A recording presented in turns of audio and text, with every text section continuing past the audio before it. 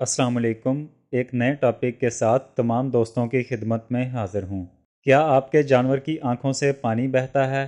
کیا کھانے پینے کے باوجود جانور موٹا، تازہ اور صحت مند نظر نہیں آتا اور اس کی ہڈیاں نمایاں دکھتی ہیں؟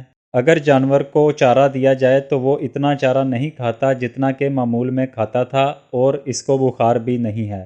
اور کیا اچھی خوراک دینے کے باوجود بھی وہ کمزوری یا سستی دونوں میں سے کسی ایک کا شکار ہے؟ تو آج کی ویڈیو کو پورا لازمی دیکھیے گا، کیونکہ آج میں ایک ایسے انجیکشن پر بات کروں گا جو کہ دوہری ادویات کا حامل ہے، اور اس کو پاکستان کی ایک نامور ویٹرنری ادویات بنانے والی کمپنی سیلمور ایجنسیز نے تیار کیا ہے۔ انجیکشن کو ہم مارکیٹ سے سینٹرل کے نام سے خریدتے ہیں، اور اس انجیکشن کو ویٹرنری ڈاکٹر صاحبان بھی ضرورت کے پیش نظر مویشیوں میں استعمال کرتے ہیں۔ اس انجیکشن کے اندر دو ادویات لیوامیسول ہائیڈروکلورائڈ اور کلوزینٹل کو شامل کیا گیا ہے۔ انجیکشن کو چھوٹے بڑے تمام مویشیوں میں پیٹ کے اندر موجود معدہ اور آنتوں کے گول کرموں کو ختم کرنے کے لیے استعمال کیا جاتا ہے۔ اس انجیکشن کا ایک بڑا فائدہ یہ بھی ہے کہ اس کو پھیپھڑوں کے کرموں سے بچاؤ کے لیے بھی جانوروں میں استعمال کرتے ہیں۔ اس کے ساتھ ساتھ جگر کے کرموں کے حملے کی صورت میں بھی سینٹرل انجیکشن بے حد مفید پایا گیا ہے۔ سینٹرل انجیکشن کے ہر ملی لیٹر میں لیوامیسول ہائیڈروکلورائڈ کو 75 ملی گرام جبکہ کلوزینٹل کو 50 ملی گرام کے لحاظ سے شامل کیا گیا ہے۔ انجیکشن کو متاثرہ جانوروں میں لگانے سے قبل اچھی طرح ہلایا جائے۔ سینٹرل انجیکشن کو پٹھوں میں اور زیر جلد استعمال کروایا جاتا ہے۔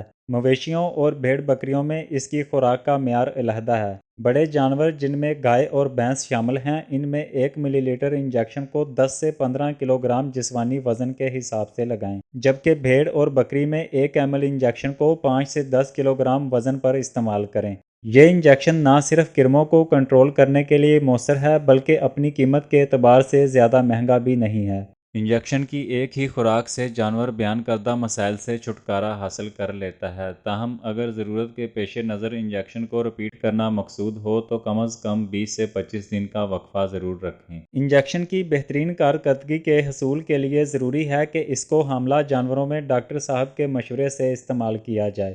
دوا کو ہمیشہ مناسب درجہ حرارت پر خشک اور صاف جگہ پر سٹور کریں۔ اگر آپ نے اس انجیکشن کا کبھی متاثرہ جانور میں استعمال کیا ہے تو اس کے نتائج کیسے رہے؟ کمنٹ سیکشن میں ضرور شیئر کیجیے گا۔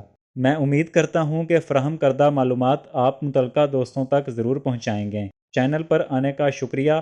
اپنا اور اپنے چاہنے والوں کا خیال رکھیے گا۔ آپ سے بات ہوگی اگلے ٹاپک پر۔ اللہ حافظ۔